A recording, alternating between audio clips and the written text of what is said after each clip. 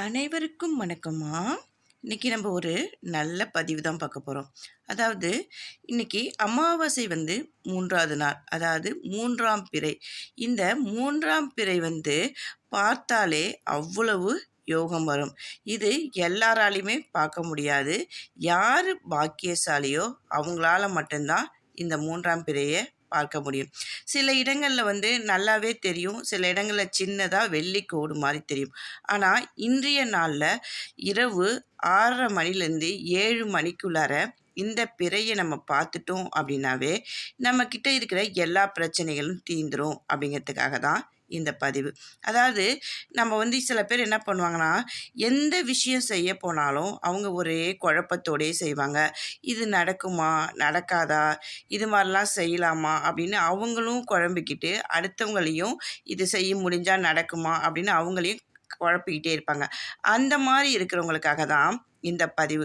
நம்ம எப்பெல்லாம் நம்ம சந்திர தரிசனம் பண்ணுறோமோ 3ஆம் பிறை பார்த்து, அப்போல்லாம் நம்மளுடைய வாழ்க்கை கொஞ்சம் கொஞ்சமாக நல்ல நிலைக்கு உயர்றதை நம்ம கண்கூடாக பார்க்க போகிறோம். அப்போ அன்றைய தினம் நம்ம என்ன செய்ய போகிறோம் அப்படின்னு சொல்லி பார்த்தோம்னா, நம்ம இது மாதிரி பச்சரிசி எடுத்துக்கங்க. நீங்கள் வந்து தாம்பூலத்தில் வச்சுக்கோங்க. அதாவது பித்தளை தாம்பூலம் அல்லது காப்பரில் இருந்தால் அந்த மாதிரி தாம்பூலத்தில் பச்சரிசி எடுத்துக்கோங்க. உங்களுக்கு எந்த பக்கம் சந்திர தரிசனம், அதாவது எந்த பக்கம் தெரியுதோ, மொட்டை மாடியாக இருந்தாலும் சரி, பால்கனியாக இருந்தாலும் சரி, அங்கே போய் எடுத்துக்கிட்டு தான் இந்த பரிகாரம் நம்ம செய்ய போகிறோம். இது மாதிரி செய்யும்போது நிறைய வீட்டில் வந்து கெடுதல் நடந்துக்கிட்டே இருக்கும், அல்லது விபத்துக்கள் நடந்துக்கிட்டே இருக்கும், ஏதாவது ஒரு பிரச்சனைகள் வந்துக்கிட்டே இருக்கும். அப்படிங்கிறவங்களுக்காக தான் இது ரொம்ப செய்ய செய்ய நல்ல பலனை கொடுக்கும் அப்படிங்கிறதுக்காக தான் இந்த பதிவு. அதாவது பச்சரிசி எடுத்துக்கோங்க. எடுத்துக்கிட்டு தாம்பூலத்தில் வச்சுக்கிட்டு அதில் ₹1 நாணயம் வச்சுக்கணும், ஒரு கொம்பு மஞ்சள் வச்சுக்கணும். அது போக அதில் வந்து என்ன பண்ண போகிறோம் அப்படின்னா, விளக்கு ஏற்றி அந்த பச்சரிசி மேலே வச்சுக்கணும். வச்சுக்கிட்டு நம்ம வந்து வேண்டுதல் வந்து இந்த மாதிரி உங்ககிட்ட இருக்க எந்த பிரச்சனையாக இருந்தாலும் நீங்கள் அன்றைய தினம் வேண்டும் போது எல்லாமே நல்ல விஷயமா நடக்கும். மனதில் இருக்க குழப்பங்கள், வேலைகள் தடை, திருமண தடை, இது மாதிரி நீங்கள் ஒரு பிறை பார்த்துட்டு வரும்போதே, அதுவும் வளர்பிறையில் வர, அதுவும் தை அமாவாசை அந்த மாதிரி வர்றப்ப ஒரு பிறை பார்த்துட்டு வந்தாலே அடுத்த பிறை வரும்போது, 3ஆம் பிறை வரும்போது உங்களுக்கே நல்ல மாற்றங்கள் ஏற்படும். இது மாதிரி வச்சுட்டு மேலே மொட்டை மாடியில் ஒரே ஒரு அகல் விளக்கு ஏற்றினால் போதும். நெய் தீபம் போட்டு ஒரே ஒரு அகல் விளக்கு ஏற்றிட்டு, அந்த விளக்கோடும் பச்சரிசியில் வச்சு ஏற்றிருக்கோம் பார்த்தீங்களா, அந்த விளக்கோடு உங்களுடைய வீட்டின் நடு கூடத்தில், அதாவது நடுவில் வீடு இருக்க நடு வீட்டில் வந்து வச்சிடணும்.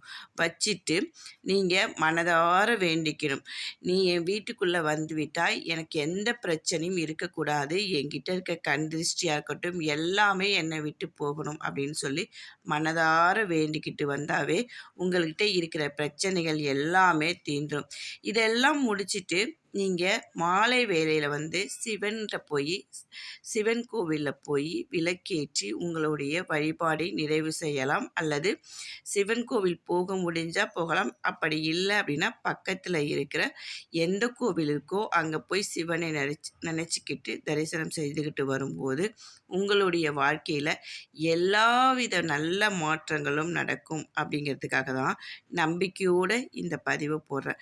இந்த பதிவு பார்க்குறப்பயே உங்களுக்கு பாதி விஷயங்கள் நல்லதாகவே நடக்கும் அப்படிங்கிறது நீங்களே உணர்வீங்க. இதை நீங்கள் கண்டிப்பாக செஞ்சுட்டு வரும்போது உங்கள் வாழ்க்கையில் எல்லா வளமும் நலமும் பெறும். வாழ்க வளமுடன்.